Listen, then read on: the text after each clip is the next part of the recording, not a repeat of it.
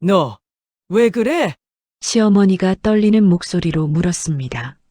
죄송해요. 어쩔 수 없어요. 며느리의 눈에서 눈물이 흐릅니다. 안 돼! 그리고 노부부가 계단 아래로 굴러떨어집니다. 계단 아래 피투성이로 쓰러진 노부부. 여보, 소리 내지 마. 제발, 들키면 우리 못 살아. 과연 그들은 살아남을 수 있을까요? 이야기 시작 전에 구독과 좋아요 눌러주세요. 며느리가 시부모를 죽이려 한 충격적인 이야기 지금 시작합니다. 경기도 양평의 작은 시골 마을, 이른 새벽부터 윤명자 씨는 마당에 나와 텃밭을 가꾸고 있었습니다. 66의 나이지만 손놀림만큼은 여전히 야무졌습니다. 고추며 상추며 손수 키운 채소들을 바구니에 담으며 명자 씨는 작게 미소 지었습니다. 여보, 아침 드세요. 부엌에서 명자 씨가 부르자 남편 한춘석 씨가 느릿느릿 걸어 나왔습니다. 68빈 춘석 씨는 요즘 부쩍 무릎이 안 좋아졌습니다. 걸을 때마다 무릎에서 소리가 났고 계단을 오르내릴 때면 얼굴을 찌푸리곤 했습니다. 또 무릎이 아파요? 명자 씨가 걱정스러운 얼굴로 물었습니다. 이 나이에 뭐 괜찮아. 춘석 씨는 손사래를 치며 웃었지만 식탁에 앉을 때 무릎을 한 번 더 주무르는 모습이 보였습니다. 명자 씨는 그 모습을 보며 가슴이 저렸습니다. 병원 가봐요, 여보. 이러다 더 나빠지면 어쩌려고. 아이고, 병원은 무슨. 그냥 나이 들어서 그런 거야. 춘석 씨는 고개를 저으며 아침 식사를 시작했습니다. 하지만 명자 씨는 남편의 무릎이 계속 신경 쓰였습니다. 식사를 마친 뒤 춘석 씨는 마당으로 나가 장작을 패기 시작했습니다.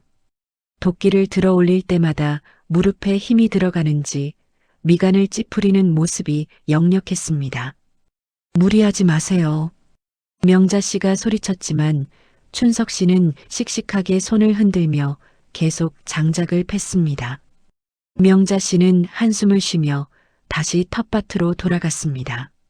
그때 동네 아주머니 한 분이 담 너머로 얼굴을 내밀었습니다. 명자 씨, 남편분 무릎 여전히 안 좋으시죠? 네, 요즘 더 심해진 것 같아요. 그럼 절에 가보세요. 저 뒤쪽에 있는 절 말이에요. 거기 스님이 무릎 기도 잘 봐주신다고 소문났어요.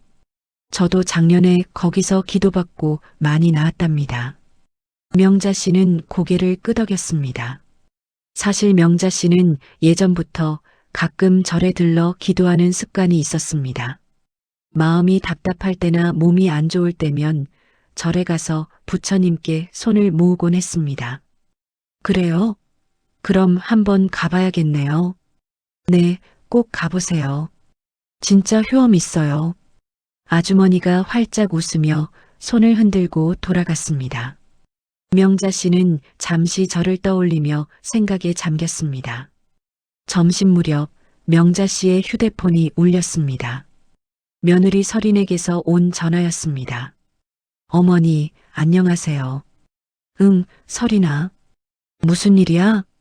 아니에요. 그냥 어머니 건강이 걱정돼서요. 요즘 아버님 무릎도 안 좋으시다면서요?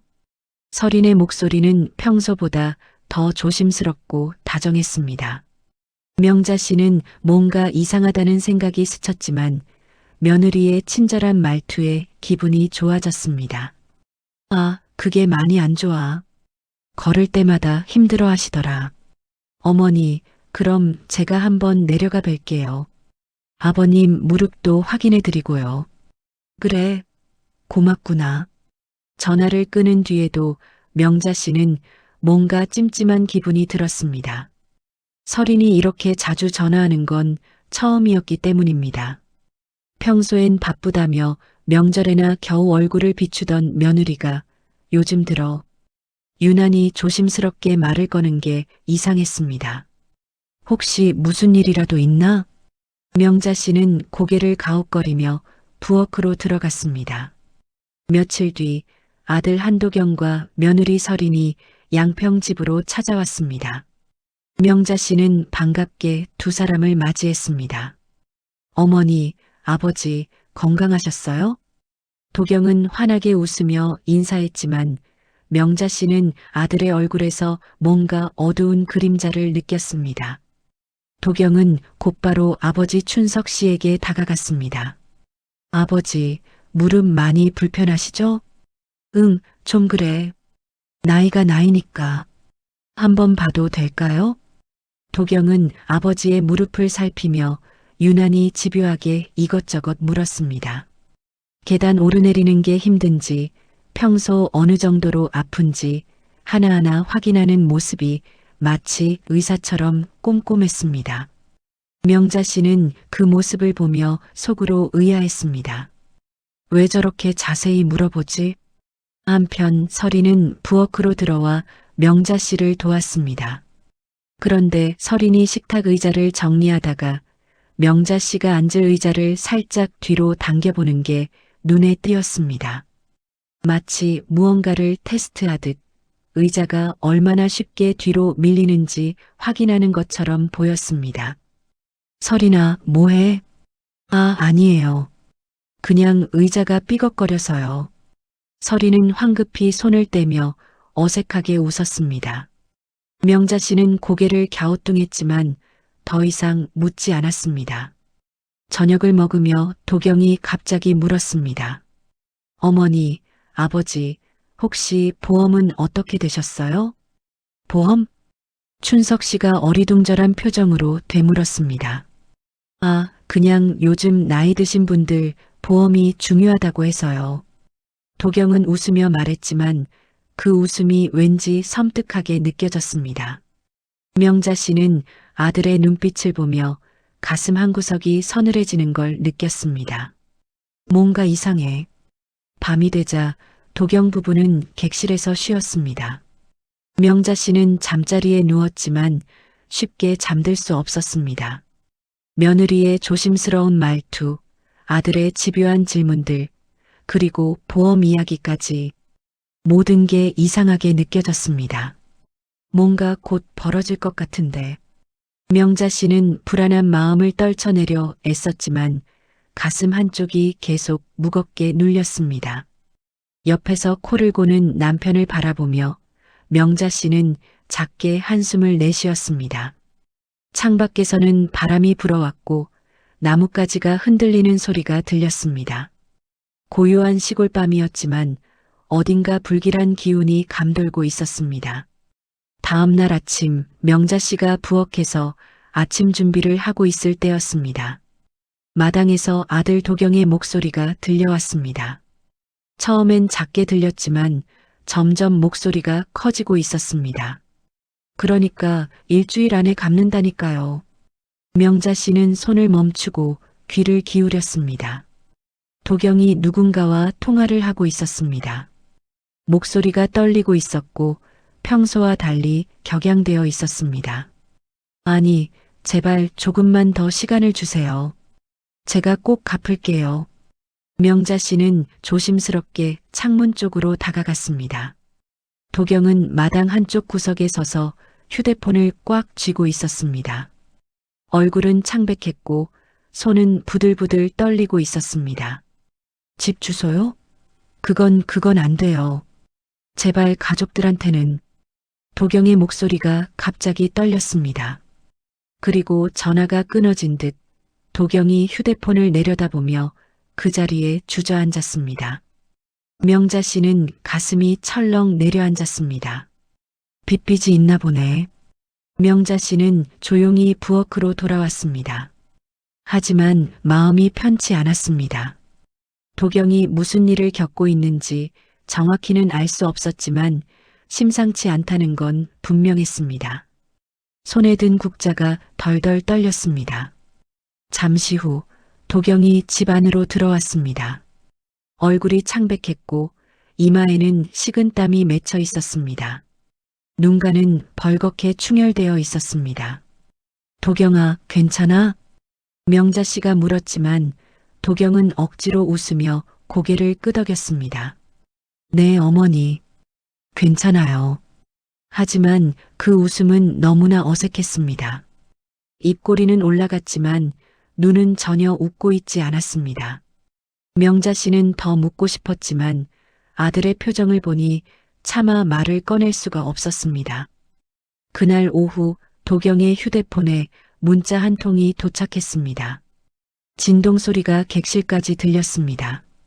도경이 휴대폰을 확인하는 순간 얼굴이 하얗게 질렸습니다. 내일까지 안 갚으면 가족부터 찾아간다. 문자를 본 도경은 손이 부들부들 떨렸습니다. 휴대폰을 떨어뜨릴 뻔했습니다. 그는 급히 객실로 들어갔고 부엌에서 설거지를 하던 설인이 그 뒤를 따랐습니다. 객실 안 설인은 남편의 표정을 보며 불안해졌습니다. 도경의 얼굴에서 핏기가 완전히 사라져 있었습니다. 여보, 무슨 일이야? 도경은 대답 없이 휴대폰을 설인에게 보여줬습니다. 설인은 문자를 읽고 얼굴이 하얗게 질렸습니다. 입술이 파르르 떨렸습니다. 이게 무슨 사채야? 4억이 넘어. 도경의 목소리는 가라앉아 있었습니다. 설인은 손으로 입을 막으며 뒷걸음질 쳤습니다. 등이 벽에 부딪혔습니다. 4억이라니 어떻게 그렇게까지. 사업이 망했어. 투자금 다 날렸어. 빌린 돈까지 전부. 도경은 고개를 떨구며 말했습니다. 설이는 갑자기 숨이 막히는 것 같았습니다. 가슴이 조여들었고 현기증이 났습니다.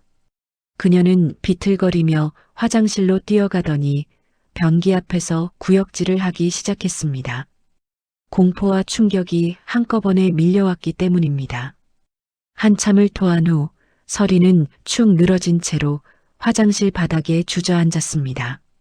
도경이 들어와 그녀의 등을 쓸어주었지만 설이는 반응이 없었습니다. 밤이 되었습니다.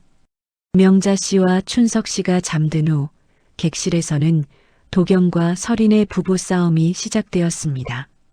목소리를 최대한 낮췄지만 격한 감정은 숨길 수 없었습니다. 당신이 실패한 거잖아. 왜 나한테 이래? 설인의 목소리가 떨렸습니다. 눈물이 볼을 타고 흘러내렸습니다. 그러니까 내가 도와야지. 우리 둘 다 죽고 싶어? 저 사람들이 진짜로 집까지 찾아올 거야. 도경이 소리를 낮춰 외쳤습니다. 주먹으로 벽을 쳤습니다. 도와줘? 어떻게? 4억을 어떻게 갚아? 우리 둘이 평생 벌어도 안 되는 돈이잖아. 설이는 울먹이며 반문했습니다. 도경은 잠시 침묵하더니 설인의 손을 꽉 잡았습니다. 손에 힘이 너무 들어가 설인이 아파할 정도였습니다. 방법이 있어. 뭔데?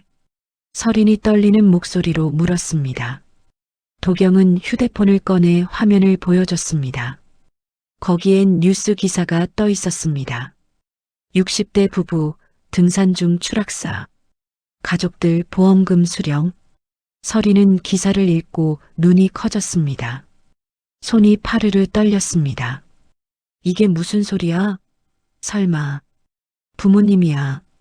도경의 목소리는 차갑게 가라앉아 있었습니다. 설이는 고개를 세차게 저으며 뒷걸음질 쳤습니다. 미쳤어? 그게 무슨 소리야? 시부모님을 어떻게? 엄마 아빠 나이에 뭐 더 할 게 있어? 우린 아직 젊잖아. 살아야 할 날이 더 많아. 아이도 가져야 하고.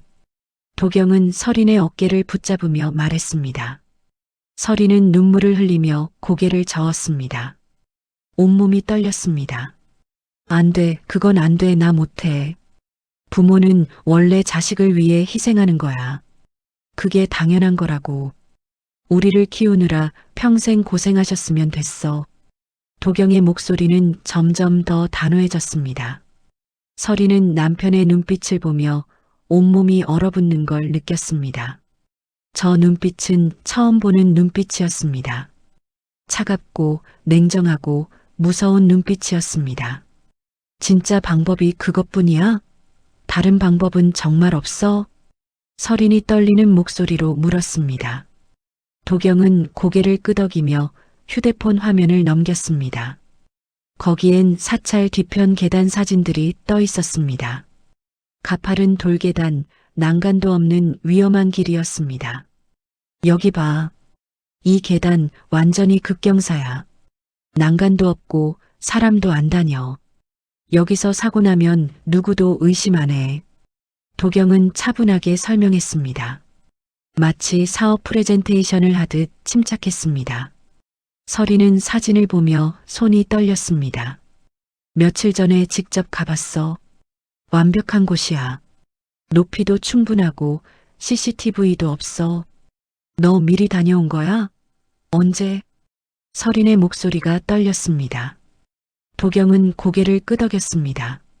지난주에 GPS 기록도 남겼어. 나중에 경찰이 의심하면 우리가 미리 안전한 곳인지 확인하러 갔다고 하면 돼. 부모님 모시고 가기 전에 효도하려고 미리 답사했다고. 도경의 치밀함에 설이는 소름이 돋았습니다. 남편이 이미 모든 걸 계획했다는 사실이 믿기지 않았습니다. 이 사람이 정말 내가 결혼한 그 사람이 맞나 싶었습니다. 만약 살아남으시면 어떡해? 설인이 떨리는 목소리로 물었습니다. 도경은 차갑게 대답했습니다. 그럴 리 없어. 그 높이에서 떨어지면 끝이야. 내가 직접 확인했어. 설인은 눈물을 흘리며 고개를 저었습니다. 하지만 도경은 설인의 손을 꽉 잡으며 간절하게 속삭였습니다. 이거면 끝이야. 우리 살아. 제발 나 좀 도와줘. 우리 둘 다 죽고 싶지 않으면 이 방법밖에 없어. 설이는 남편의 눈을 보며 천천히 무너져 내렸습니다. 남편의 간절함 그리고 사채업자의 협박이 머릿속을 가득 채웠습니다. 내일이면 그 사람들이 집으로 찾아올 거라는 공포가 그녀를 짓눌렀습니다. 알았어. 이번 한 번만, 정말 한 번만. 설인의 목소리는 거의 들리지 않을 만큼 작았습니다. 도경은 설인을 꽉 껴안으며 안도의 한숨을 내쉬었습니다. 고마워, 우리 곧 끝날 거야.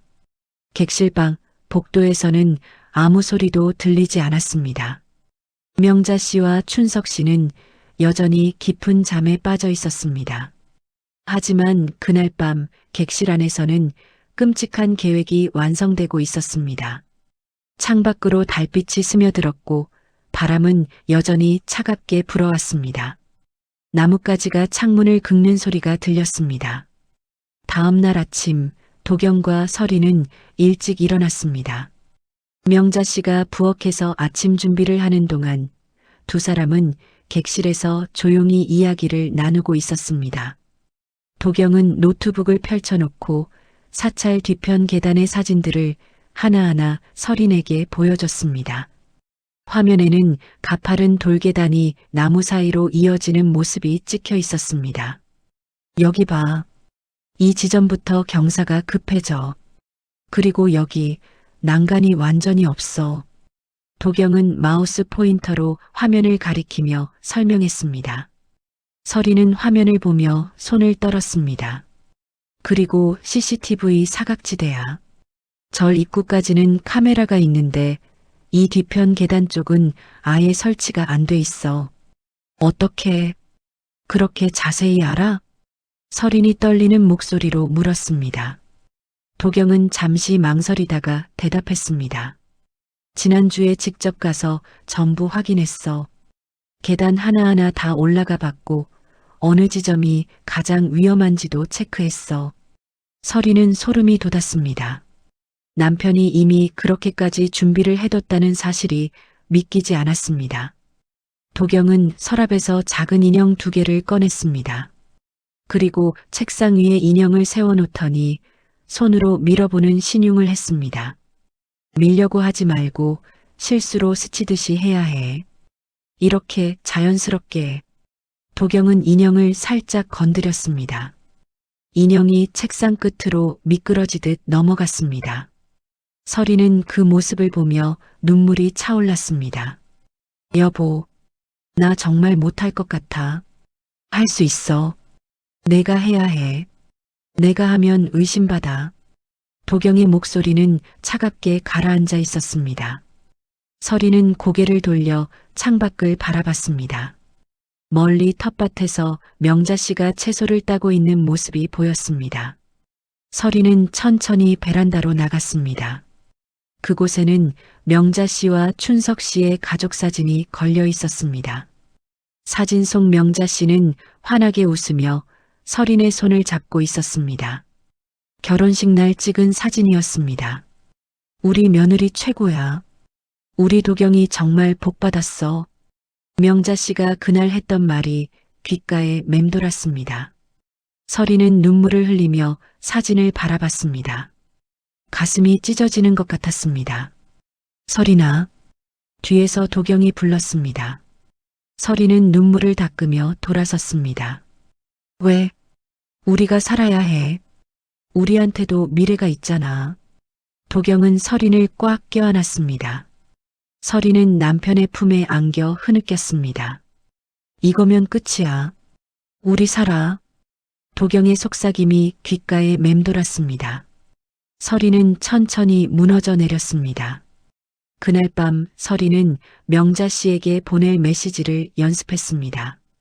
휴대폰을 켜고 문자를 작성했다가 지우고 다시 작성하기를 반복했습니다. 어머니, 무릎 기도 받아보실래요? 손가락이 떨려서 제대로 글자를 누를 수가 없었습니다. 서리는 몇 번이고 문자를 지웠다 다시 썼습니다. 괜찮아. 자연스럽게, 진심으로 걱정하는 것처럼. 옆에서 도경이 말했습니다. 서리는 눈물을 흘리며 마침내 문자를 완성했습니다. 그날 밤 서리는 잠들지 못했습니다.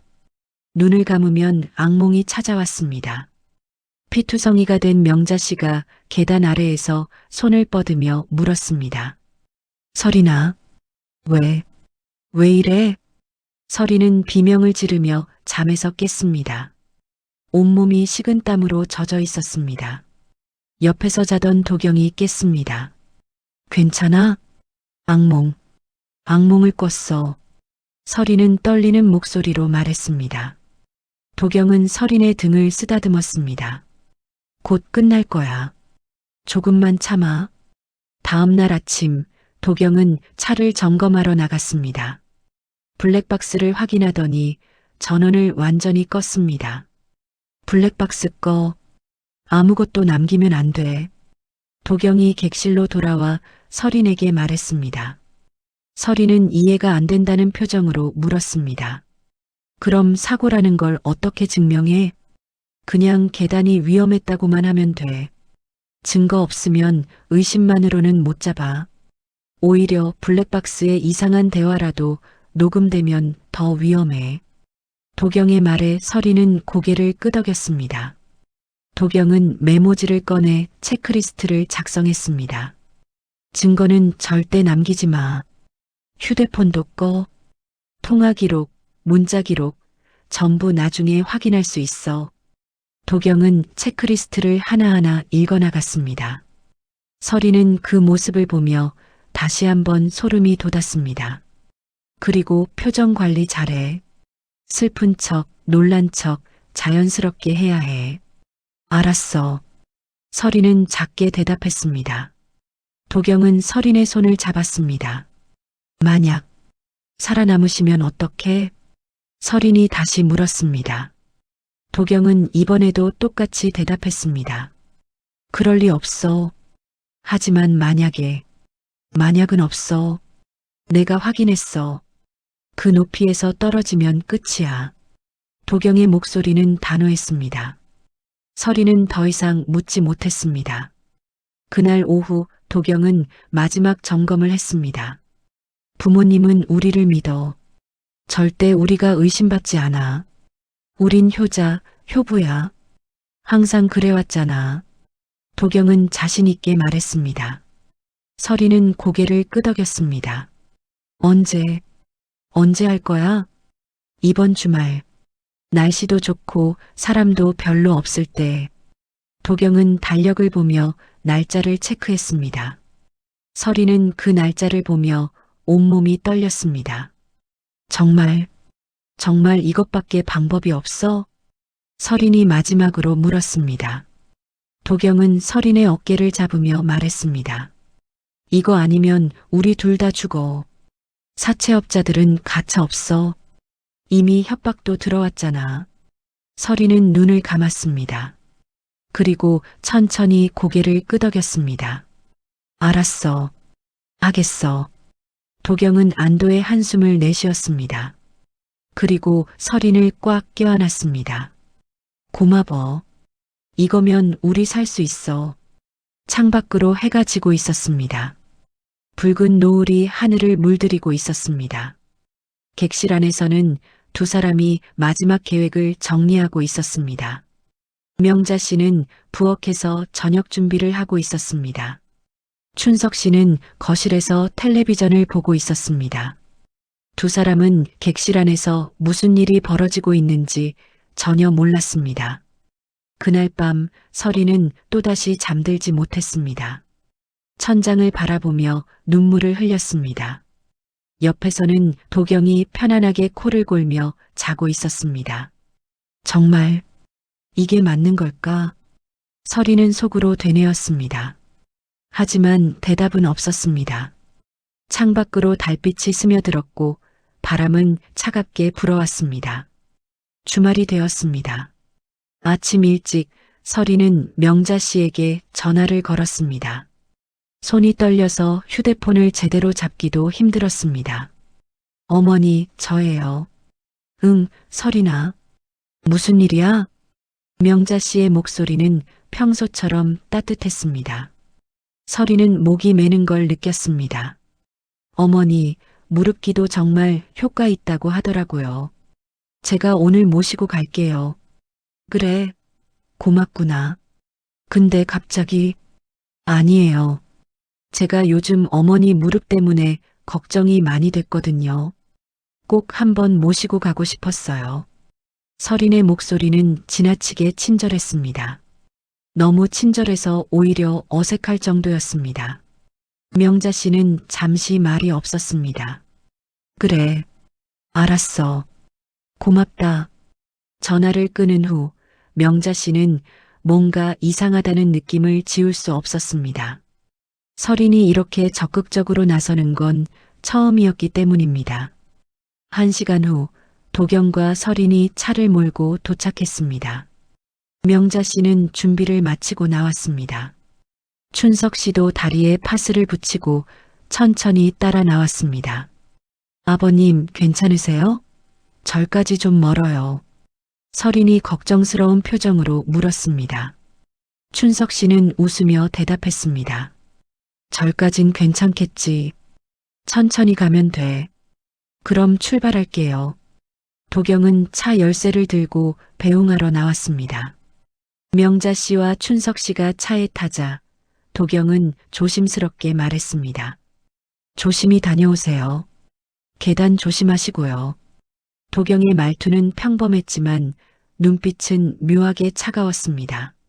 명자 씨는 그 눈빛을 보며 잠깐 섬뜩함을 느꼈습니다. 차에 타기 직전 도경은 서린에게 작게 속삭였습니다. 블랙박스 껐지? 서린은 고개를 끄덕였습니다. 도경은 만족스럽게 웃으며 차 문을 닫아줬습니다. 차가 출발했습니다. 서린은 운전대를 잡은 손에 힘을 잔뜩 주었습니다. 손에서 땀이 흘러내렸습니다. 서린아, 너 오늘 안색이 안 좋다. 뒷좌석에서 명자 씨가 걱정스럽게 말했습니다. 서린은 깜짝 놀라 고개를 돌렸습니다.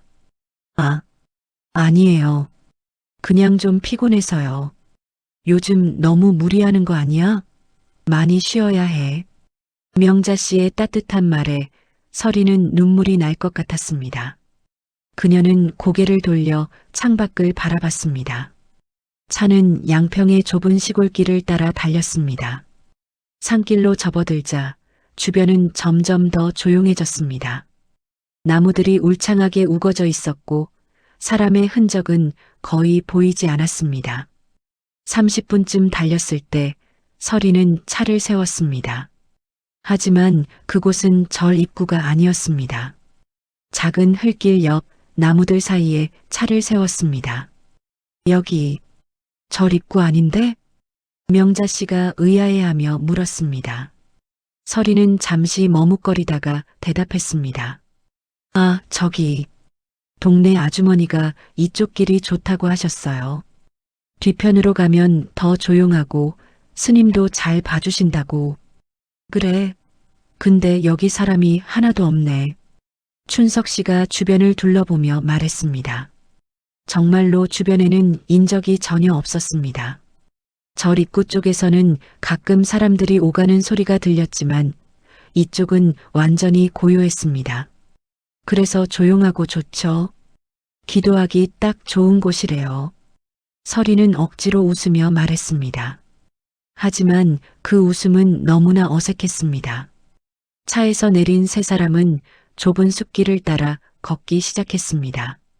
길은 흙과 돌로 뒤덮여 있었고 곳곳에 나뭇가지가 널려 있었습니다. 조심하세요. 길이 좀 험해요. 서린이 앞장서며 말했습니다. 명자 씨와 춘석 씨는 서린을 따라 천천히 걸었습니다. 춘석 씨는 무릎이 아파서인지 자꾸 걸음을 멈췄습니다. 여보, 괜찮아? 명자 씨가 남편을 부축하며 물었습니다. 응, 괜찮아. 천천히 가자. 숲길을 10분쯤 걸었을 때 멀리서 까마귀 우는 소리가 들렸습니다. 명자 씨는 그 소리를 듣고 미간을 찌푸렸습니다. 불길하네. 까마귀가 왜 이렇게 울어? 신경 쓰지 마세요, 어머니. 산에는 원래 까마귀가 많아요. 서린이 재빨리 말했습니다. 하지만 서린 자신도 그 소리가 불길하게 느껴졌습니다. 조금 더 걸어가자 드디어 계단이 보이기 시작했습니다. 하지만 명자 씨가 상상했던 절 입구에 잘 정돈된 계단이 아니었습니다. 낡은 돌계단이 가파르게 산 위로 이어져 있었습니다. 여기, 맞아? 여기가 절로 가는 길이야? 명자 씨가 불안한 목소리로 물었습니다. 서리는 고개를 끄덕였습니다. 네, 맞아요. 이 길로 올라가면 뒤편 법당이 나와요. 근데 왜 난간도 없고 이렇게 위험해 보이지? 춘석 씨도 계단을 보며 걱정스러운 표를 지었습니다. 계단은 가파를 뿐만 아니라 곳곳에 이끼가 끼어 있어 미끄러워 보였습니다. 조심하면 괜찮을 거예요. 천천히 올라가요. 서린이 먼저 계단에 발을 디뎠습니다. 명자 씨와 춘석 씨는 서로를 부축하며 그 뒤를 따랐습니다. 계단을 오르기 시작했습니다. 처음 몇 계단은 경사가 완만했습니다. 하지만 점점 올라갈수록 경사가 가팔라졌습니다. 휴, 이거 생각보다 힘드네. 춘석 씨가 무릎을 짚으며 숨을 헐떡였습니다. 명자 씨가 남편의 팔을 잡아 부축했습니다. 천천히 가요. 쉬엄쉬엄. 하지만 서리는 쉬지 않고 계속 올라갔습니다. 명자 씨가 뒤돌아볼 때마다 서리는 고개를 돌려 시선을 피했습니다. 서리나, 잠깐만. 아버님이 좀 쉬셔야 할 것 같은데. 명자 씨가 불렀지만 서리는 멈추지 않았습니다. 조금만 더요. 곧 정상이에요. 서린의 목소리는 떨리고 있었습니다. 명자 씨는 그 목소리에서 뭔가 이상함을 느꼈습니다. 계단 중간쯤 올라갔을 때 춘석 씨가 다시 멈춰 섰습니다. 서린아, 이 길 맞아? 춘석 씨가 물었습니다. 주변을 둘러봐도 절의 흔적은 전혀 보이지 않았습니다. 오직 나무들과 돌계단만 있을 뿐이었습니다. 맞아요. 조금만 더 가면 나와요. 서리는 짧게 대답했습니다. 하지만 그녀의 호흡은 점점 거칠어지고 있었습니다. 멀리서 절 종소리가 들렸습니다. 하지만 그 소리는 너무 멀었습니다. 마치 다른 세상에서 들려오는 것 같았습니다. 여기, 뭔가 이상해. 명자 씨가 작게 중얼거렸습니다. 본능적으로 뭔가 잘못되었다는 느낌이 들었습니다. 가슴이 두근거리기 시작했습니다. 설이나, 우리 그냥 내려가자. 아버님 무릎도 안 좋으신데. 명자 씨가 말했지만 설이는 대답하지 않았습니다. 그녀는 계속해서 앞만 보고 올라갔습니다. 바람이 불어왔습니다. 나뭇잎들이 바스락거리는 소리가 들렸습니다. 명자 씨는 남편의 손을 꽉 잡았습니다. 여보, 나 무서워. 괜찮아. 곧 도착할 거야. 춘석 씨가 아내를 다독이며 말했습니다. 하지만 춘석 씨도 불안한 마음은 마찬가지였습니다. 드디어 계단 끝이 보였습니다. 하지만 그곳에는 아무것도 없었습니다. 법당도 스님도 아무것도 없었습니다. 오직 절벽 끝처럼 보이는 공터만 있을 뿐이었습니다. 설이나, 여기가 어디야? 명자 씨의 목소리가 떨렸습니다. 설이는 천천히 돌아섰습니다. 그녀의 얼굴은 창백했고 눈에는 눈물이 고여 있었습니다.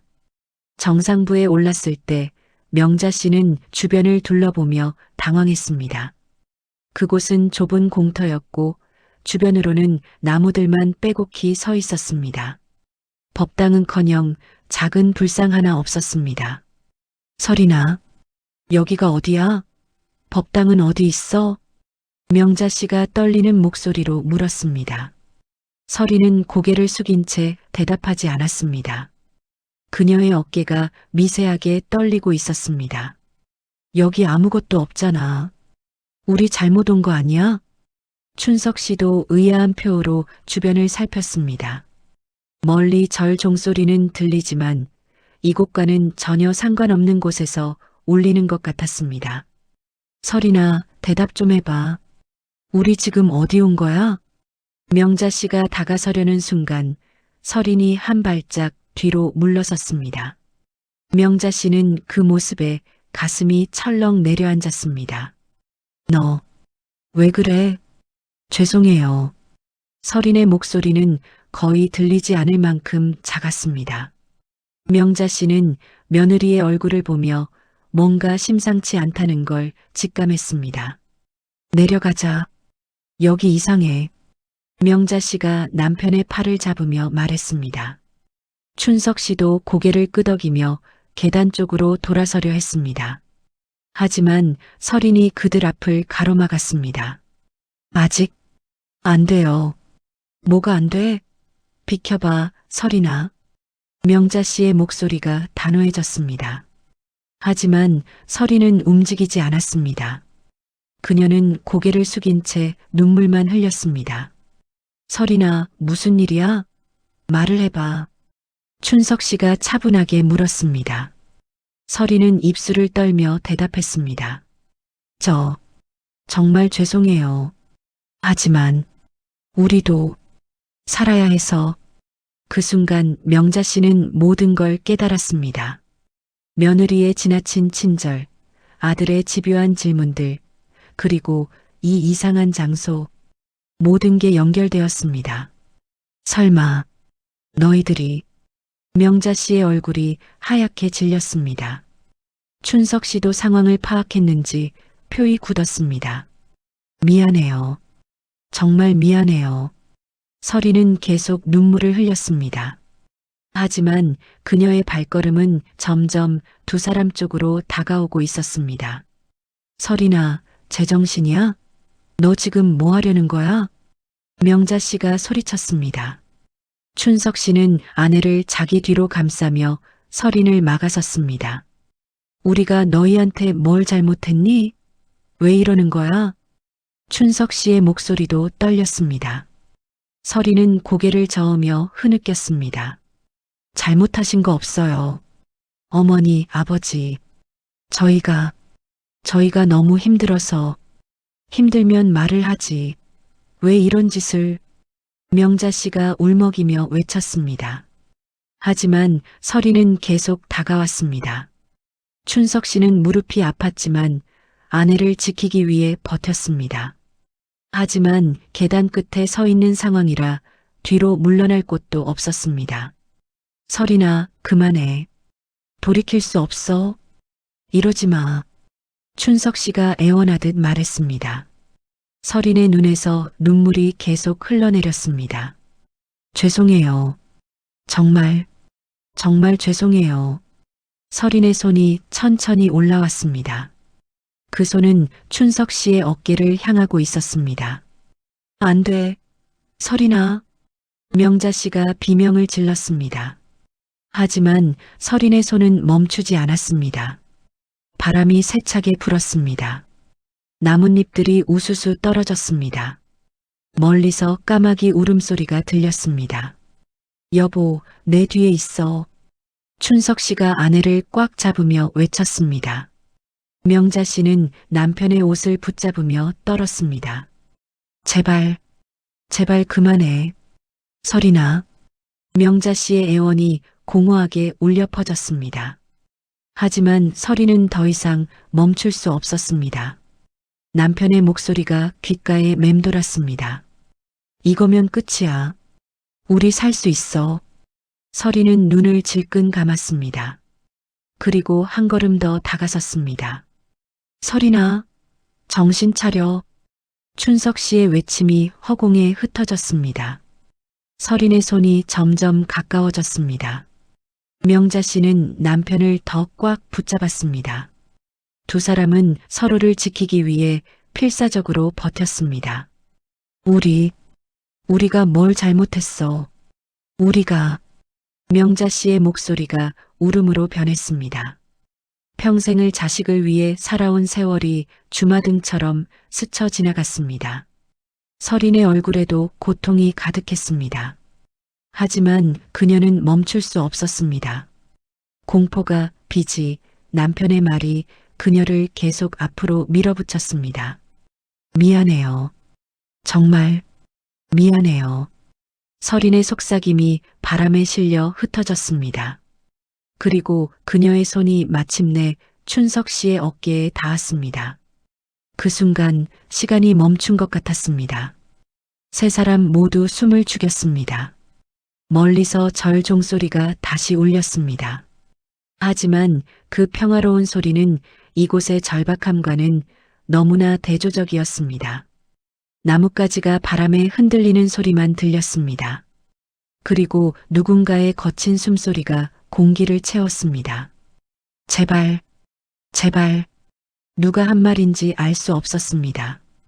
명자 씨인지, 춘석 씨인지, 아니면 설인인지, 세 사람 모두 같은 말을 속으로 되뇌고 있었습니다. 계단 아래는 까마득했습니다. 돌계단이 가파르게 이어져 있었고, 곳곳에 날카로운 돌들이 튀어나와 있었습니다.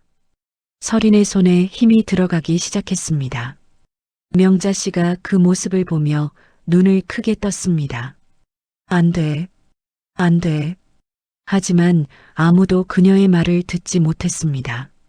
바람이 모든 소리를 집어삼키고 있었습니다. 춘석 씨는 마지막 힘을 다해 중심을 잡으려 했습니다. 무릎이 아파서 제대로 버티기 힘들었지만 아내를 지켜야 한다는 일념으로 버텼습니다. 여보, 사랑해. 춘석 씨가 작게 속삭였습니다. 명자 씨는 남편의 말에 눈물이 쏟아졌습니다. 나도 사랑해. 두 사람의 손이 더욱 꽉 맞잡혔습니다. 그들은 평생을 함께 살아온 부부였습니다. 마지막 순간에도 함께였습니다. 설이는 눈을 감았습니다. 더 이상 볼 수 없었습니다. 그리고 마지막 힘을 모았습니다. 하늘에서 구름이 해를 가렸습니다. 주변이 갑자기 어두워졌습니다. 그리고 설인의 손에 힘이 들어갔습니다. 그녀의 손은 춘석 씨의 어깨를 꽉 잡고 있었습니다. 손가락이 하얗게 질릴 만큼 힘이 들어가 있었습니다. 설인아, 제발, 제발.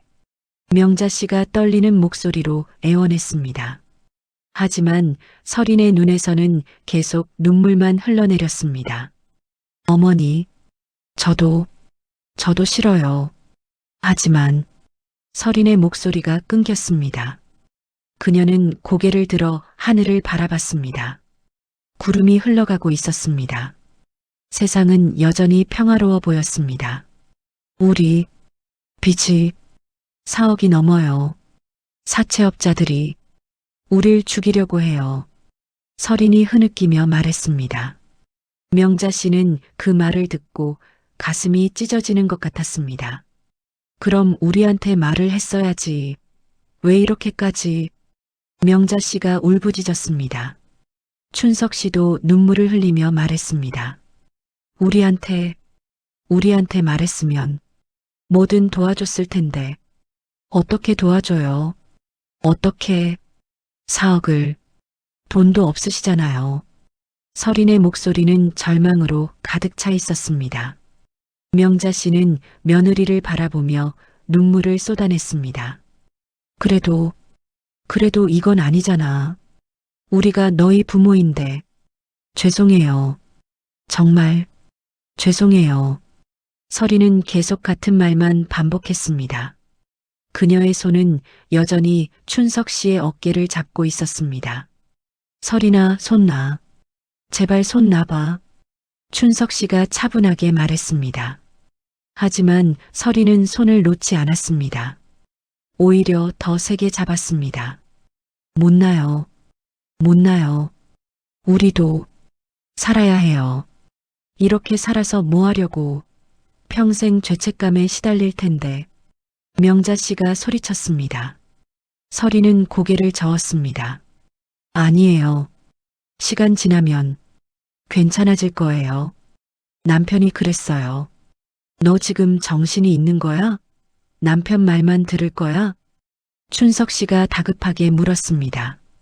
설인은 대답하지 않았습니다. 그녀의 얼굴은 창백했고 입술은 파랗게 질려 있었습니다. 바람이 다시 세차게 불었습니다. 설인의 머리카락이 바람에 흩날렸습니다. 그녀는 눈을 질끈 감았습니다. 미안해요. 미안해요. 미안해요. 설인이 주문처럼 중얼거렸습니다. 그리고 그녀의 몸이 앞으로 기울어지기 시작했습니다. 안 돼. 명자 씨가 비명을 질렀습니다. 그녀는 남편을 붙잡으려 손을 뻗었습니다. 춘석 씨는 균형을 잃으며 뒤로 비틀거렸습니다. 무릎에 힘이 풀리며 중심을 잡을 수 없었습니다. 여보, 명자 씨가 남편의 팔을 붙잡았습니다. 하지만 그 순간 설인의 몸이 완전히 앞으로 쏠렸습니다. 아! 세 사람이 동시에 소리를 질렀습니다. 설인은 마지막 순간 중심을 잃은 척하며 몸을 앞으로 밀었습니다. 춘석 씨가 계단 쪽으로 넘어졌습니다. 명자 씨는 남편을 잡으려다 함께 균형을 잃었습니다. 여보, 여보. 명자 씨의 절규가 산에 울려 퍼졌습니다. 하지만 아무도 듣지 못했습니다. 이곳은 너무 외진 곳이었습니다. 두 사람은 가파른 돌계단을 따라 굴러떨어지기 시작했습니다. 둔탁한 소리가 연달아 들렸습니다. 쿵, 쿵, 쿵. 설인은 계단 위에서 그 모습을 바라봤습니다. 손은 여전히 떨리고 있었고 얼굴은 공포로 일그러져 있었습니다. 설인은 말을 잇지 못했습니다. 그녀는 자기가 무슨 짓을 했는지 깨달았습니다. 손을 보니 피가 묻어 있었습니다. 춘석 씨의 어깨를 잡을 때 생긴 상처에서 나온 피였습니다. 제가 뭘? 설인의 목소리가 떨렸습니다.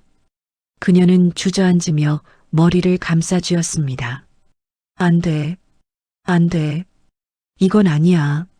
하지만 이미 늦었습니다. 아래에서는 아무 소리도 들리지 않았습니다. 고요했습니다. 너무나 고요했습니다. 설인은 천천히 계단 쪽으로 다가갔습니다. 다리가 후들후들 떨려서 제대로 걸을 수조차 없었습니다. 몇 계단 내려가자 중간쯤에 두 사람이 쓰러져 있는 게 보였습니다. 춘석 씨와 명자 씨는 서로를 껴안은 채 움직이지 않았습니다.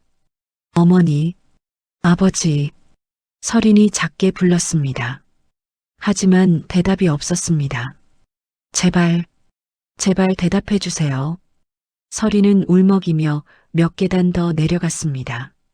하지만 더 이상 가까이 갈 용기가 나지 않았습니다. 피가 보였습니다. 돌계단 곳곳에 피가 묻어 있었습니다. 서린은 그 모습을 보고 비명을 삼켰습니다. 안 돼, 안 돼. 살아있어야 해. 제발. 서린은 떨리는 손으로 휴대폰을 꺼냈습니다. 하지만 도경이 했던 말이 떠올랐습니다. 휴대폰 꺼. 증거 남기면 안 돼. 서린은 휴대폰을 다시 주머니에 넣었습니다. 그리고 계단을 더 내려가려 했습니다. 하지만 그때 명자 씨가 미세하게 움직이는 게 보였습니다. 서린은 숨을 멈췄습니다. 살아계셔? 서린의 목소리는 안도와 공포가 뒤섞여 있었습니다. 그녀는 다시 몇 계단 내려가려 했습니다. 하지만 발이 움직이지 않았습니다. 만약 살아계신다면? 만약 자기를 봤다면? 그러면 모든 게 끝이었습니다. 어떻게? 서린은 제자리에서 얼어붙었습니다. 내려가야 하는지 올라가야 하는지 판단할 수 없었습니다. 바람이 불었습니다. 차가운 바람이었습니다. 서린은 온몸이 떨렸습니다. 멀리서 또다시 절 종소리가 들렸습니다. 평화로운 소리였습니다. 하지만 서린에게는 저주처럼 들렸습니다. 제발. 서린은 계속 중얼거렸습니다. 하지만 누구에게 빌고 있는지 자신도 알 수 없었습니다. 그녀는 결국 더 이상 내려가지 못하고 천천히 계단을 올라가기 시작했습니다. 뒤돌아보지 않으려 애썼지만 자꾸만 뒤가 신경 쓰였습니다. 정상에 도착한 서린은 주저앉았습니다. 온몸에 힘이 빠졌습니다. 내가 뭘 한 거야? 그녀는 손을 보며 울기 시작했습니다. 손에는 아직도 피가 묻어 있었습니다. 제발. 서린의 기도는 하늘로 사라졌습니다. 대답은 없었습니다. 오직 바람 소리만 들려올 뿐이었습니다. 계단 중간쯤 명자 씨와 춘석 씨는 굴러 떨어지다 큰 돌에 걸려 멈췄습니다. 계단이 꺾이는 부분에 튀어나온 바위 때문에 더 이상 아래로 떨어지지 않았습니다. 명자 씨는 천천히 눈을 떴습니다. 시야가 흐릿했습니다. 귀에서는 윙윙거리는 소리만 들렸습니다. 신음이 새어나왔습니다. 온몸이 아팠습니다. 특히 옆구리가 심하게 아팠습니다. 갈비뼈가 부러진 것 같았습니다. 숨을 쉴 때마다 날카로운 통증이 찔러왔습니다. 명자 씨는 옆을 돌아봤습니다. 남편이 보였습니다. 춘석 씨는 그녀의 바로 옆에 쓰러져 있었습니다. 이마에서 피가 흘러내리고 있었습니다. 여보. 명자 씨가 떨리는 목소리로 불렀습니다. 춘석 씨는 천천히 눈을 떴습니다. 괜찮아? 춘석 씨의 목소리는 거의 들리지 않았습니다. 명자 씨는 눈물을 흘리며 남편의 손을 잡았습니다. 당신, 많이 다쳤어? 모르겠어. 온몸이 아파. 춘석 씨가 신음했습니다. 그의 다리는 이상한 각도로 꺾여 있었습니다. 무릎은 더 이상 움직이지 않았습니다. 명자 씨는 자기 몸을 확인했습니다. 팔에서 피가 흘러내리고 있었습니다. 옷은 찢어져 있었고 곳곳에 상처가 나 있었습니다. 우리 살아있네. 명자 씨가 작게 중얼거렸습니다. 기적 같은 일이었습니다. 그 높이에서 떨어졌는데 살아있다는 게 믿기지 않았습니다. 춘석 씨는 힘겹게 고개를 들어 위를 바라봤습니다. 계단 위쪽은 까마득하게 멀었습니다. 그곳에 서린이 있을 것입니다. 여보, 소리 내면 안 돼. 춘석 씨가 힘없이 말했습니다. 명자 씨는 남편의 말뜻을 이해했습니다. 만약 설인이 자기들이 살아있다는 걸 알면, 그래, 조용히 있어야 해. 명자 씨도 작게 대답했습니다. 두 사람은 숨을 죽였습니다. 고통스러웠지만 소리를 내지 않으려 애썼습니다. 위에서 발자국 소리가 들렸습니다. 설인이 계단을 내려오는 소리였습니다. 명자 씨와 춘석 씨는 더욱 몸을 웅크렸습니다. 발자국 소리가 점점 가까워졌습니다. 그러다 멈췄습니다. 설인이 중간쯤에서 멈춘 것 같았습니다. 명자 씨는 희미하게 위를 올려다봤습니다. 계단 위에 설인의 그림자가 보였습니다. 그림자는 미세하게 떨리고 있었습니다. 내려오지 마. 제발, 내려오지 마. 명자 씨는 속으로 간절히 빌었습니다. 만약 설인이 내려와서 자기들이 살아있는 걸 확인하면 다시 한번 밀어버릴지도 모릅니다. 시간이 멈춘 것 같았습니다. 설인의 그림자는 그 자리에서 움직이지 않았습니다. 명자 씨는 숨도 제대로 쉬지 못했습니다. 그러다 발자국 소리가 다시 들렸습니다. 이번에는 위로 올라가는 소리였습니다. 설인이 다시 계단을 올라가고 있었습니다. 명자 씨는 안도의 한숨을 쉬었습니다.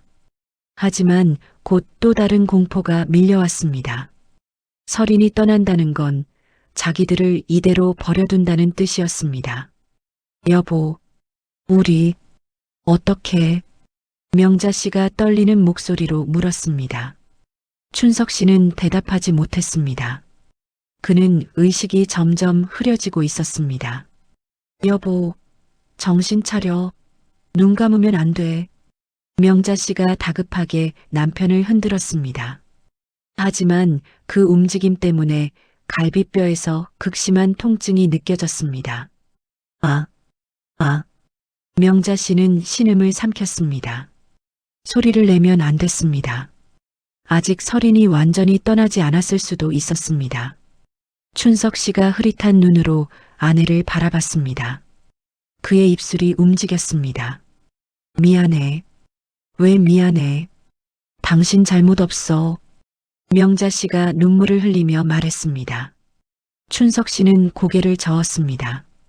내가 아들을 잘못 키웠어. 그런 소리 하지 마. 우리 잘못 없어. 명자 씨는 남편의 손을 더 꽉 잡았습니다. 손끝이 차가워지고 있었습니다. 여보, 추워. 춘석 씨가 떨리는 목소리로 말했습니다. 명자 씨는 남편을 끌어안으려 했지만 몸이 말을 듣지 않았습니다. 시야가 점점 흐려졌습니다. 명자 씨는 정신을 붙잡으려 애썼지만 몸이 너무 약해지고 있었습니다.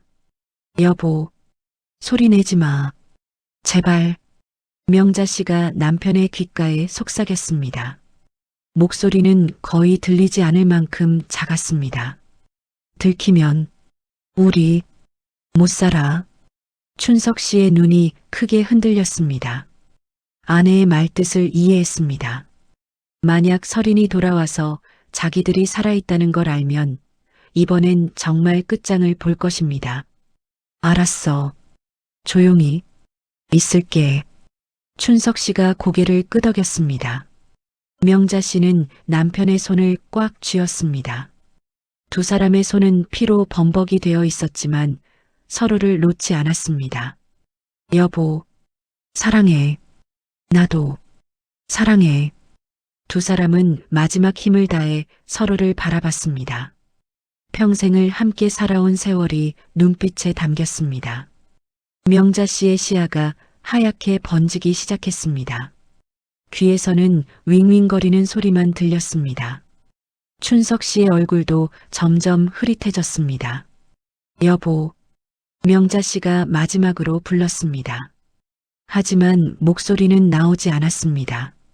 입술만 움직였을 뿐입니다. 춘석 씨도 의식이 희미해졌습니다. 그의 손에서 힘이 빠졌습니다. 하지만 명자 씨는 그 손을 놓지 않았습니다. 조금만 버티자. 명자 씨는 속으로 되뇌었습니다. 하지만 몸은 이미 한계였습니다. 위에서 바람이 불어왔습니다. 나뭇잎들이 바스락거리는 소리가 들렸습니다. 멀리서 절 종소리가 또 한 번 울렸습니다. 명자 씨는 천천히 눈을 감았습니다. 더 이상 버틸 수 없었습니다. 의식이 어둠 속으로 빠져들었습니다. 춘석 씨도 명자 씨의 손을 마지막으로 한 번 더 꽉 쥐었습니다. 그리고 그도 의식을 잃어갔습니다. 두 사람은 그렇게 서로를 껴안은 채 계단 중간에 쓰러져 있었습니다. 피는 계속 흘러내렸고 숨소리는 점점 약해졌습니다. 하지만 그들은 살아 있었습니다. 기적적으로 살아 있었습니다. 계단 위에서는 서린의 발자국 소리가 완전히 멀어졌습니다. 이제 이곳에는 바람 소리만 남았습니다. 고요했습니다. 너무나 고요했습니다. 서린은 비틀거리며 주차한 곳으로 돌아왔습니다. 온몸이 떨렸고 다리에 힘이 풀려 제대로 걸을 수조차 없었습니다. 차에 도착해서는 그대로 운전석에 주저앉았습니다. 하, 거친 숨소리만 차 안을 채웠습니다. 서린은 핸들을 붙잡고 이마를 기댔습니다. 손은 여전히 떨리고 있었고 피가 묻은 손바닥이 보였습니다. 내가 뭘... 서린은 눈물을 쏟아내며 울부짖었습니다. 하지만 울고 있을 시간이 없었습니다. 도경에게 전화해야 했습니다. 떨리는 손으로 휴대폰을 꺼냈습니다. 도경의 번호를 눌렀습니다. 신호음이 2번 울린 후 도경이 전화를 받았습니다. 어떻게 됐어? 도경의 목소리는 차갑게 가라앉아 있었습니다. 서린은 울먹이며 대답했습니다. 넘어지셨어요. 제대로 한 거야? 네. 계단에서 떨어지셨어요. 서린의 목소리는 끊어질 듯 떨렸습니다. 도경은 잠시 침묵하더니 말했습니다. 잘했어. 이제 119에 신고해. 울면서 해. 놀란 것처럼. 네. 전화를 끊은 도경은 곧바로 119에 전화를 걸었습니다. 목소리를 떨며 연기했습니다. 여보세요. 저희 부모님이 계단에서 넘어지셨어요. 빨리 와주세요. 위치가 어디십니까? 양평 사찰 뒤편 계단이요. 계단이 미끄러워서. 그만. 제발 빨리 와주세요. 도경은 마치 정말 놀란 것처럼 목소리를 높였습니다. 119 상황실에서는 곧바로 구조대를 출동시켰습니다. 전화를 끊은 도경은 서린에게 다시 전화했습니다. 잘했어. 이제 끝이야. 거기서 기다려. 구조대 오면 놀란 척해. 알았지? 네. 알았어요. 서린은 전화를 끊고 차 안에서 기다렸습니다. 시간이 너무 느리게 흘렀습니다.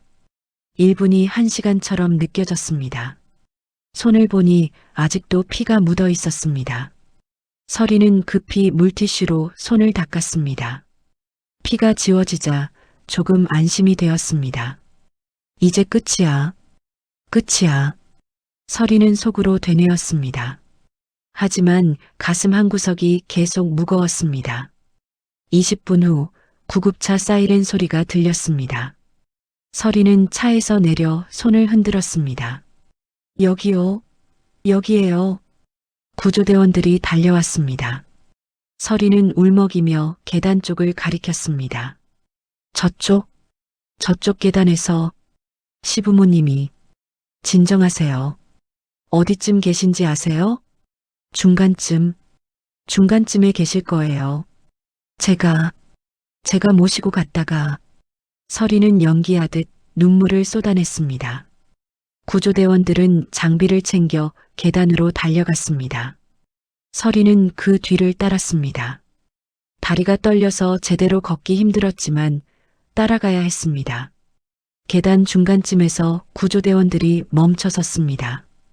여기 있습니다. 2분 다 의식 없으십니다. 구조대원이 무전기에 대고 소리쳤습니다. 서리는 그 광경을 보고 다리에 힘이 풀렸습니다. 명자 씨와 춘석 씨는 서로를 껴안은 채 쓰러져 있었습니다. 피가 흘러 돌계단을 붉게 물들이고 있었습니다. 생존 가능성 있습니다. 맥박 확인됩니다. 구조대원의 말에 서리는 숨이 막혔습니다. 살아계셔? 서린의 머릿속이 하얗게 비었습니다. 살아계시다니. 어떻게 그 높이에서 떨어지고도. 빨리 들것 가져오세요. 조심히 옮겨야 합니다. 구조대원들이 재빨리 움직였습니다. 서리는 멍하니 그 모습을 바라봤습니다. 30분 후 명자 씨와 춘석 씨는 들것에 실려 구급차로 옮겨졌습니다. 서린도 구급차에 함께 탔습니다. 구급차 안에서 구조대원이 말했습니다. 이 정도면 기적이에요. 보통은 사망입니다. 두 분 다 중상이지만 생명에는 지장 없을 것 같습니다. 서리는 그 말을 듣고 얼굴이 창백해졌습니다. 살아계신다는 게 다행이면서도 동시에 공포스러웠습니다. 병원에 도착하자 도경이 급히 달려왔습니다. 아버지, 어머니. 도경은 연기하듯 오열했습니다. 의료진이 두 사람을 응급실로 옮기는 동안 도경은 무릎을 꿇고 울었습니다. 하지만 복도로 나온 도경의 표정은 차갑게 변했습니다. 그는 서린을 구석으로 끌고 가 날카롭게 물었습니다. 왜 제대로 못했어? 왜 살아계셔? 제가 어떻게... 손이 떨려서... 서린이 울며 변명했습니다. 도경은 이를 악물었습니다. 이제 어떡하라고. 깨어나시면 다 끝이야. 미안해. 정말 미안해. 서린은 주저앉아 울었습니다. 도경은 한숨을 쉬며 고개를 저었습니다. 일단 사고로 밀어붙여. 알았지? 네. 그때 경찰이 도착했습니다. 사고 경위를 조사하기 위해서였습니다. 보호자분이십니까? 네, 저희 부모님이십니다. 도경이 눈물을 닦으며 대답했습니다. 어떻게 사고가 난 건지 설명해 주시겠습니까? 저희 어머니가 무릎이 안 좋으셔서 아내가 절에 모시고 갔어요. 기도받으러요. 그런데 계단이 미끄러워서. 도경은 침착하게 설명했습니다. 경찰은 고개를 끄덕이며 기록했습니다. 사찰 쪽에 CCTV가 있는지 확인해 봐야겠습니다. 경찰의 말에 서리는 움찔했습니다. 도경은 태연하게 대답했습니다. 네, 확인해 보세요. 저희는 부모님 걱정밖에 없습니다. 경찰은 사찰로 향했습니다. 사찰 관리자에게 CCTV 확인을 요청했습니다. 여기 뒤편 계단 쪽 CCTV 있습니까? 뒤편이요? 거긴 사람이 거의 안 다니는 곳인데. CCTV는 없어요. 입구까지만 설치되어 있습니다. 입구 CCTV 영상 좀 볼 수 있을까요? 네, 물론이죠. 사찰 관리자는 CCTV 영상을 틀어줬습니다. 화면에는 서린이 명자 씨와 춘석 씨를 데리고 입구를 지나가는 모습이 찍혀 있었습니다. 이상하네요. 저쪽으로 가시면 법당도 없는데. 우리는 신도들한테 그쪽 길은 위험하다고 안내하지 않거든요. 사찰 관리자가 고개를 갸우뚱했습니다. 경찰의 눈빛이 날카로워졌습니다. 한편 병원에서는 형사가 도경의 차량을 확인하고 있었습니다. 블랙박스가 꺼져 있네요. 이상한데? 형사가 동료에게 말했습니다. 보통 사고 났을 때 블랙박스는 자동으로 저장되는데 의도적으로 끈 것 같습니다. 확인 좀 더 해봐야겠어요. 형사는 수첩에 메모했습니다. 병원 화장실에서 서리는 거울을 보며 떨고 있었습니다. 이 정도면 완벽한 사고겠지? 그렇겠지? 서리는 스스로를 다독였습니다. 하지만 거울 속 자신의 얼굴은 창백하고 불안해 보였습니다. 나 괜찮아질 거야. 괜찮아질 거야. 서리는 계속 되뇌었습니다. 하지만 가슴 한쪽은 계속 무거웠습니다. 응급실에서는 의사가 나와 도경에게 말했습니다. 두 분 다 중상이지만 생명에는 지장 없습니다. 의식도 곧 돌아올 겁니다. 도경은 안도하는 척했지만 속으로는 불안했습니다. 깨어나시면 어떡하지? 창밖으로 해가 지고 있었습니다. 긴 하루가 끝나가고 있었습니다. 하지만 진짜 시련은 이제부터 시작될 것이었습니다. 이틀 후 명자 씨가 먼저 눈을 떴습니다. 천장에 하얀 형광등이 눈에 들어왔습니다. 병원이었습니다. 신음소리가 새어나왔습니다. 온몸이 욱신거렸습니다. 움직이려 하자 갈비뼈에서 통증이 밀려왔습니다. 어머님, 깨어나셨어요. 간호사가 달려와 의사를 불렀습니다. 의사가 와서 명자 씨의 상태를 확인했습니다. 천천히 움직이세요. 갈비뼈 세대가 부러지셨고 팔에 골절도 있습니다. 명자 씨는 고개를 돌려 옆을 봤습니다. 춘석 씨가 옆 침대에 누워 있었습니다. 아직 눈을 뜨지 못하고 있었습니다. 저 사람은 남편분도 곧 깨어나실 겁니다. 걱정하지 마세요. 의사가 안심시켰습니다. 잠시 후 경찰이 병실로 들어왔습니다. 윤명자 씨, 제가 경찰서 형사입니다. 괜찮으시면 몇 가지 여쭤봐도 될까요? 명자 씨는 천천히 고개를 끄덕였습니다. 형사는 의자를 당겨 앉으며 물었습니다. 어떻게 사고가 난 건지 기억나십니까? 명자 씨의 눈에서 눈물이 흘러내렸습니다. 입술이 떨렸습니다. 서린이가 우리를 며느님이요? 네. 서린이가 우리를 밀었어요. 형사의 표정이 굳었습니다. 그는 재빨리 수첩을 꺼내 기록했습니다. 자세히 말씀해 주실 수 있으십니까? 처음엔 믿을 수가 없었어요. 우리 며느리가 그럴 리 없다고. 명자 씨는 흐느끼며 말을 이었습니다. 계단 위에서 서린이가 시아버지를 밀었어요. 저도 막으려다가 같이. 혹시 왜 그랬는지 아십니까? 빚이 4억이 넘는다고, 살아야 한다고 그렇게 말했어요. 형사는 계속 기록했습니다. 그때 옆 침대에서 신음소리가 들렸습니다. 춘석 씨가 눈을 뜨고 있었습니다. 명자 씨는 남편을 보며 울음을 터뜨렸습니다. 여보, 명자야. 춘석 씨도 눈물을 흘렸습니다. 형사는 춘석 씨에게도 다가갔습니다. 한춘석 씨 사고 당시 상황을 기억하십니까? 춘석 씨는 천천히 고개를 끄덕였습니다. 뒤에서 밀었어요. 서린이가 제 어깨를 잡고. 확실하십니까? 네. 서린이 눈에 눈물이 있었어요.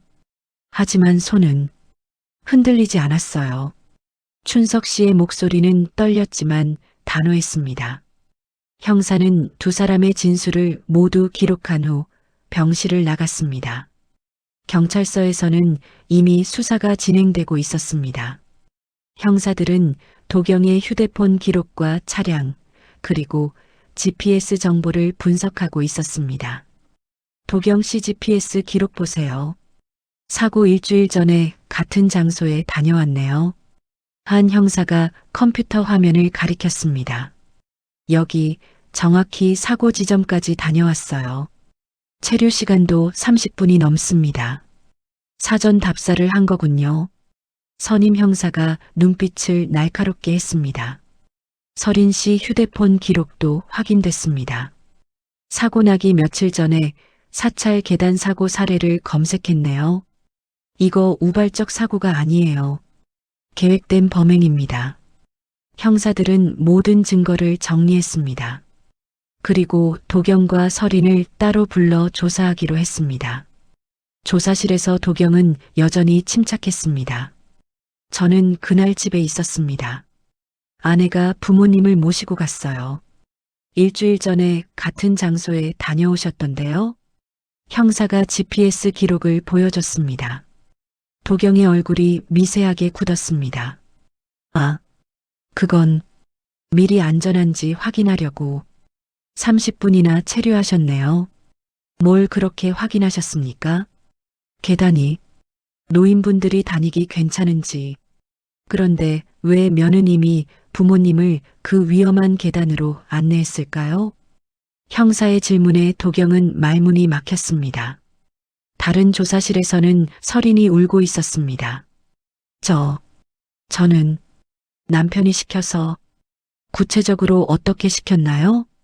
빚이 너무 많아서 살 수가 없다고 부모님을 설이는 더 이상 말을 잇지 못하고 울기만 했습니다. 남편분은 자기는 몰랐고 부인이 혼자 한 거라고 하시던데요. 뭐라고요? 설인의 얼굴이 창백해졌습니다. 남편분은 자기는 집에 있었고 부인이 혼자 계획하고 실행했다고 진술했습니다. 아니에요. 남편이 다 계획했어요. 계단도 미리 가봤고 GPS도 남기고 블랙박스도 끄라고 했어요. 설이는 울부짖으며 모든 걸 털어놨습니다. 형사는 차분하게 진술을 받았습니다. 두 사람의 진술은 완전히 엇갈렸습니다. 도경은 아내가 혼자 했다고 주장했고 설이는 남편이 시켰다고 주장했습니다. 하지만 증거는 명확했습니다. GPS 기록, 휴대폰 검색 기록, 블랙박스가 의도적으로 꺼진 점, 그리고 무엇보다 피해자 두 분의 일치하는 진술, 공모 정황이 명확합니다. 두 사람 모두 긴급 체포하겠습니다. 선임 형사가 결정을 내렸습니다.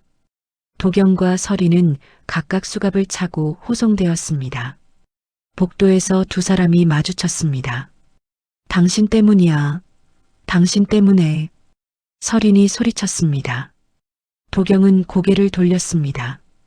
당신이 제대로 못해서 이렇게 된 거잖아. 도경의 차가운 말에 설이는 무너져 내렸습니다. 저희 정말 죽을 수밖에 없었어요. 살고 싶었어요. 설이는 끌려가면서도 계속 울었습니다. 하지만 아무도 그녀를 동정하지 않았습니다.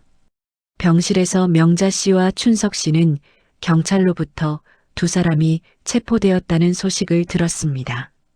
두 분이 용기 내주셔서 감사합니다. 두 분의 진술이 없었으면 진실을 밝히기 어려웠을 겁니다. 형사가 고개를 숙였습니다. 명자 씨는 눈물을 흘렸습니다.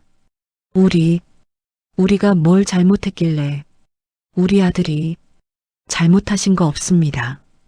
잘못은 가해자들에게 있습니다.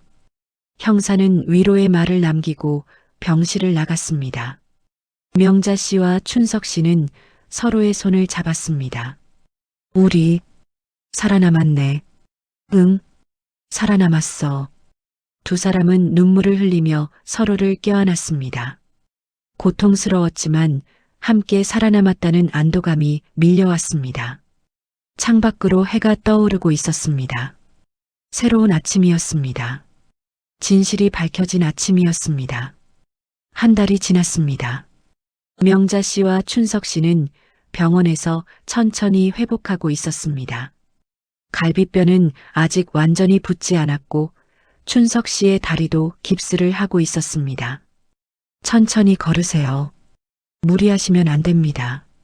간호사가 춘석 씨를 부축하며 말했습니다. 춘석 씨는 지팡이를 짚고 복도를 천천히 걸었습니다. 명자 씨가 옆에서 함께 걸었습니다. 많이 좋아지셨어요. 간호사가 웃으며 말했습니다. 명자 씨도 미소를 지었습니다. 하지만 그 미소에는 아직 슬픔이 남아 있었습니다. 병실로 돌아온 두 사람은 침대에 나란히 앉았습니다. 춘석 씨가 아내의 손을 잡았습니다. 우리가 살아서 다행이야. 응, 정말 다행이야. 명자 씨는 남편의 손을 꽉 잡았습니다. 그날의 기억이 떠올랐습니다.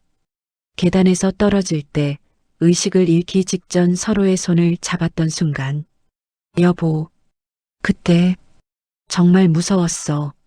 명자 씨의 눈에서 눈물이 흘렀습니다. 춘석 씨는 아내를 끌어안았습니다. 나도 무서웠어. 하지만 우리 함께였잖아. 두 사람은 한참을 그렇게 껴안고 있었습니다. 그때 간호사가 들어왔습니다. 윤명자 씨, 경찰에서 오셨어요. 추가 진술을 받으러 오셨대요. 명자 씨는 고개를 끄덕였습니다. 형사가 병실로 들어왔습니다. 두 분 회복하시느라 고생 많으십니다. 괜찮습니다. 재판 준비 때문에 몇 가지 더 확인하려고 왔습니다. 형사는 의자에 앉으며 말했습니다. 혹시 서린이가 뭐라고 하던가요? 명자 씨가 조심스럽게 물었습니다. 형사는 잠시 망설이다 대답했습니다. 계속 우시면서 죄송하다고 그렇게 말씀하십니다. 그래도 한때는 좋은 며느리였는데. 명자 씨의 목소리가 떨렸습니다. 춘석 씨가 아내의 어깨를 감싸 안았습니다. 어머님, 너무 마음 쓰지 마세요. 잘못은 가해자들에게 있습니다. 형사가 위로했습니다. 그래도 우리 도경이가 그렇게 될 줄은. 명자 씨는 눈물을 흘렸습니다. 아들에 대한 배신감과 동시에 어머니로서의 마음이 복잡하게 얽혀 있었습니다. 두 분이 용기 내주셔서 감사합니다. 두 분의 진술 덕분에 진실이 밝혀졌습니다. 형사는 고개를 숙이고 병실을 나갔습니다. 2달 후 재판이 열렸습니다. 명자 씨와 춘석 씨는 법정에 증인으로 출석했습니다. 춘석 씨는 여전히 지팡이를 짚고 있었고 명자 씨는 팔에 깁스를 하고 있었습니다. 법정에는 도경과 서린이 수갑을 찬 채 앉아 있었습니다. 명자 씨는 아들을 보며 눈물을 흘렸습니다. 피고인 한도경, 서린은 살인미수 및 공모 혐의로 기소되었습니다. 재판장이 엄숙하게 말했습니다. 피해자 진술을 듣겠습니다. 명자 씨가 증인석에 섰습니다. 그녀는 떨리는 목소리로 말했습니다. 저는 우리 며느리를 믿었어요. 우리 아들도. 그런데 명자 씨는 말을 잇지 못하고 울었습니다. 재판장이 기다려줬습니다. 계단 위에서 서린이가 시아버지를 밀었어요. 저도 막으려다가. 명자 씨의 진술이 이어졌습니다. 춘석 씨도 증인석에 서서 그날의 일을 진술했습니다. 서린이 눈에 눈물이 있었어요. 하지만 손은 흔들리지 않았어요. 춘석 씨의 목소리는 단호했습니다. 서린은 법정에서 계속 울었습니다. 어머니, 정말 죄송해요. 저는 정말. 하지만 명자 씨는 고개를 돌렸습니다. 더 이상 며느리를 볼 수 없었습니다. 도경은 끝까지 무표정했습니다. 감정을 드러내지 않았습니다. 명자 씨는 그런 아들을 보며 가슴이 찢어졌습니다. 피고인 한도경, 서린에게 각각 징역 15년을 선고합니다. 재판장의 판결이 떨어졌습니다. 서린은 그 자리에서 무너져 내렸습니다. 도경은 여전히 무표정한 얼굴로 법정을 나갔습니다. 명자 씨와 춘석 씨는 법정을 나서며 서로를 부축했습니다. 끝났어. 이제 끝났어. 응, 끝났어. 두 사람은 법원 밖으로 나왔습니다. 햇살이 따스하게 비쳤습니다. 3달 후 명자 씨와 춘석 씨는 양평 집으로 돌아왔습니다. 춘석 씨는 여전히 지팡이를 짚고 있었지만 많이 좋아졌습니다. 조심해요, 여보. 명자 씨가 남편을 부축하며 천천히 걸었습니다. 마당의 텃밭에는 잡초가 무성했습니다. 우리가 없는 사이에 많이 자랐네. 춘석 씨가 웃으며 말했습니다. 명자 씨도 웃었습니다. 천천히 정리하면 돼요. 서두를 것 없어요. 두 사람은 집 안으로 들어갔습니다. 집은 여전히 그대로였습니다. 하지만 이제 이곳은 예전과 다른 의미를 가지고 있었습니다. 여보, 우리 그래도 행복했죠? 명자 씨가 물었습니다. 춘석 씨는 고개를 끄덕였습니다. 그럼 우리 평생 함께였잖아. 앞으로도 함께 할 거죠? 당연하지. 우리 끝까지 함께야. 두 사람은 미소를 지으며 서로를 바라봤습니다. 다음 날 명자 씨는 절에 가기로 했습니다. 춘석 씨도 함께 갔습니다. 하지만 이번에는 절 입구에 잘 정돈된 길로 갔습니다. 절 마당에서 명자 씨는 조용히 합장했습니다. 우린 살아남았습니다. 명자 씨의 속삭임이 바람에 실렸습니다. 춘석 씨도 옆에서 함께 합장했습니다. 절 종소리가 평화롭게 울렸습니다. 햇살이 따스하게 두 사람을 비췄습니다. 이제 진짜 끝이야. 춘석 씨가 말했습니다. 명자 씨는 고개를 끄덕였습니다. 응, 이제 우리 평온하게 살자. 두 사람은 손을 꽉 잡고 절을 나왔습니다. 천천히 하지만 함께 걸었습니다. 양평으로 돌아가는 길, 차창 밖으로 푸른 산이 보였습니다. 봄이 오고 있었습니다. 겨울을 견딘 나무들이 새싹을 틀고 있었습니다. 여보, 봐요. 봄이 오고 있어요. 명자 씨가 창밖을 보며 말했습니다. 춘석 씨도 창밖을 바라봤습니다. 그러게, 봄이 왔네. 두 사람은 미소를 지었습니다. 고통스러운 겨울을 지나 다시 봄이 왔습니다. 집에 도착한 두 사람은 마당에 앉아 차를 마셨습니다. 따뜻한 차가 목을 타고 내려갔습니다. 우리 참 많은 일을 겪었네요. 그래. 하지만 우리 함께 이겨냈잖아. 춘석 씨가 아내의 손을 잡았습니다. 명자 씨는 남편의 손을 꽉 잡았습니다. 여보, 사랑해요. 나도 사랑해. 두 사람은 서로를 바라보며 웃었습니다. 주름진 얼굴이었지만 그 미소는 여전히 따뜻했습니다. 저 멀리 산 너머로 해가 지고 있었습니다. 노을이 하늘을 붉게 물들였습니다. 아름다운 저녁이었습니다. 명자 씨와 춘석 씨는 그 노을을 바라보며 조용히 앉아 있었습니다. 평온했습니다. 진짜 평온이 찾아왔습니다.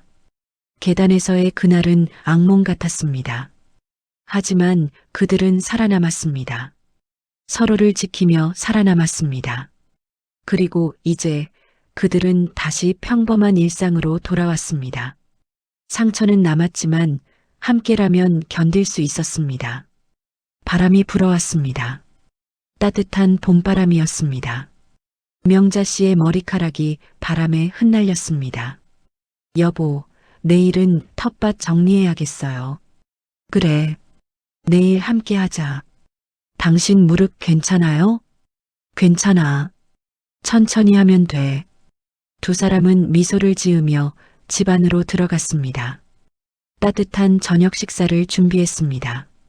식탁에 마주 앉은 두 사람은 밥을 먹으며 이야기를 나눴습니다. 평범한 대화였습니다. 하지만 그 평범함이 얼마나 소중한지 이제는 알았습니다. 내일 날씨 좋대요. 그럼 산책이나 갈까? 좋아요. 천천히 걸어요. 그래, 천천히. 밤이 되었습니다. 두 사람은 나란히 누워 잠들 준비를 했습니다. 여보, 오늘도 고마워요. 뭐가? 함께 있어줘서. 나도 고마워. 두 사람은 손을 잡고 잠들었습니다. 평화로운 밤이었습니다. 창밖으로 달빛이 스며들었습니다. 은은한 빛이 방을 밝혔습니다. 명자 씨와 춘석 씨는 평온하게 잠들었습니다. 악몽은 더 이상 찾아오지 않았습니다. 그들은 살아남았습니다. 그리고 다시 살아가고 있었습니다. 그날의 계단은 여전히 그곳에 있을 것입니다.